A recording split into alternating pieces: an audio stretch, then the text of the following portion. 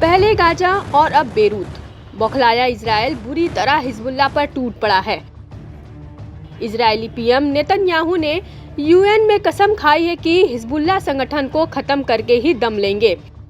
Israel ने Lebanon पर बमों की बारिश कर दी है। बेरूत समेत तमाम लेबनानी शहरों में इजराइल 3-4 दिन से लगातार हमले कर रहा है। इजराइल ने बीते शुक्रवार देर शाम लेबनान की राजधानी बेरूत में स्थित हिजबुल्लाह के मुख्यालय पर हवाई हमला किया है।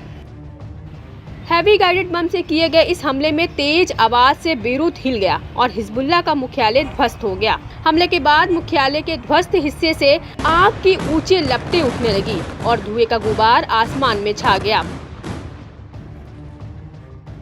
बता दें कि इजरायली पीएम नेतन्याहू की संयुक्त राष्ट्र महासभा में स्पीच के चंद मिनटों बाद ही यह मिसाइल अटैक हिजबुल्लाह के हेडक्वार्टर पर किया गया है।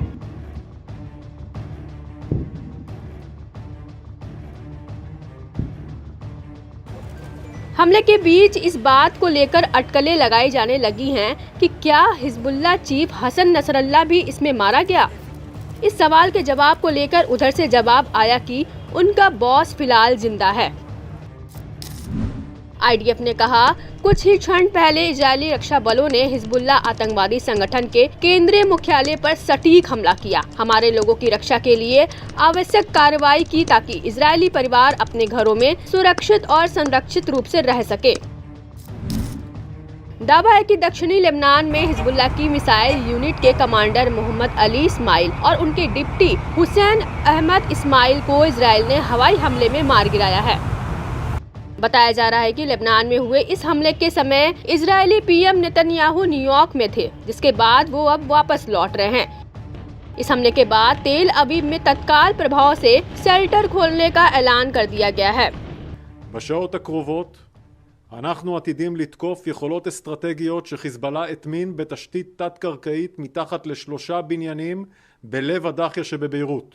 בלב הדאחיה בביירות חיזבאללה יחסן אמצעי לחימה אסטרטגיים מתחת לבניינים אזרחיים, כך שהבניינים ישמשו כמגן.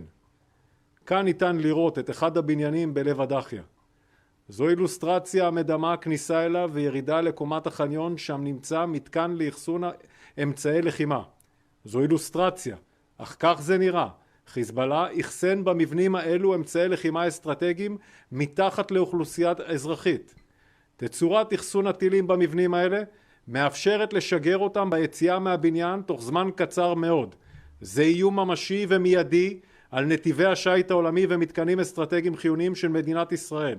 בשעה האחרונה פנינו לתושבי 3 הבניינים בדאחיה. תושבי הבניינים האלו נמצאים מעל לנכסים אסטרטגיים של חיזבאללה, ועליהם להתרחק מהם מיד. להתרחק מהם מיד. למען ביטחונם ושלומם. בעוד זמן קצר אנחנו נתקוף את אמצעי הלחימה שמתחת לבניינים. עוצמת הפיצוץ בעקבות הטילים הנמצאים מתחת לבניין עלולה לגרום לפגיעה במבנים ואף להביא לקריסתם. אנחנו לא נאפשר העברת אמצעי לחימה לארגון הטרור חיזבאללה בשום דרך. אנחנו עדיין בודקים את תוצאות התקיפה של המפקדה המרכזית של חיזבאללה שמוקמה מעל לבניינים אזרחיים בלב שכונת הדאחיה בתוך מרחב תת-קרקעי. אנחנו נעדכן ברגע שנדע.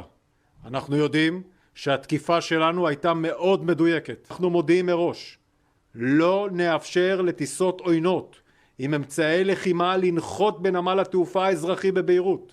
זהו נמל תעופה אזרחי לשימוש אזרחי וחייבים לשמור אותו ככזה.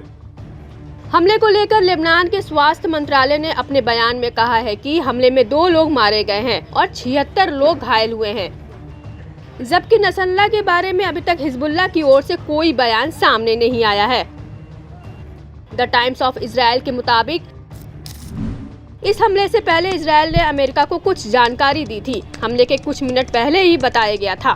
इसके बाद प्रधानमंत्री नेतन्याहू ने न्यूयॉर्क से ही हमले को मंजूरी दी। IDF chief of staff Halevi ने इस हमले को अंजाम देने के लिए सेना की सराहना की है। हिजबुल्लाह के अल मनार टीवी ने कहा कि विस्फोट में 4 इमारतें मलबे में तब्दील हो गई। विस्फोट इतना शक्तिशाली था कि बेरूत से लगभग 30 किलोमीटर उत्तर में घरों की खिड़कियां हिल गईं और घर हिल गए। विस्फोट स्थल की ओर एम्बुलेंसों को सायरन बजाते हुए देखा गया। माना जा रहा है कि बड़ी संख्या में लोग हमले में घायल हुए हैं। आपको बताते चले कि इजरायली खुफिया एजेंसी मोसाद के मुख्यालय पर 2 दिन पहले ही हिजबुल्लाह ने मिसाइल दागकर हमला किया था।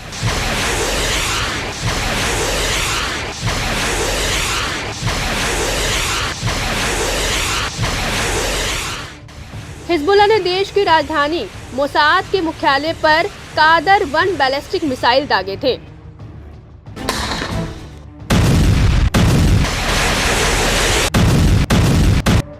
बुधवार रात को तेल अवीव में पूरी रात वार्निंग सायरन सुनाई दिए। हालांकि इजराइल के रॉकेट एयर डिफेंस सिस्टम ने ये रॉकेट तबाह कर दिए। इसके 2 दिन बाद अब इजराइल ने लेबनान में ये भीषण हमला किया है, जिससे अंदाजा ये लगाया जा रहा है कि इजराइल ने बदला पूरा करने के लिए बेरूत में स्थित हिजबुल्लाह के मुख्यालय पर हवाई हमला किया है। अब आगे देखने वाली बात ये होगी कि बौखलाए इजराइल के इस कदम के बाद क्या हिजबुल्लाह चीफ हसन नसरल्लाह शांत बैठने वाला है या फिर इजराइल की ओर से किए गए इस भीषण हमले का जवाब अपने 2 गुनी ताकत से देकर एक बार फिर भयंकर युद्ध को दावत देने वाला है।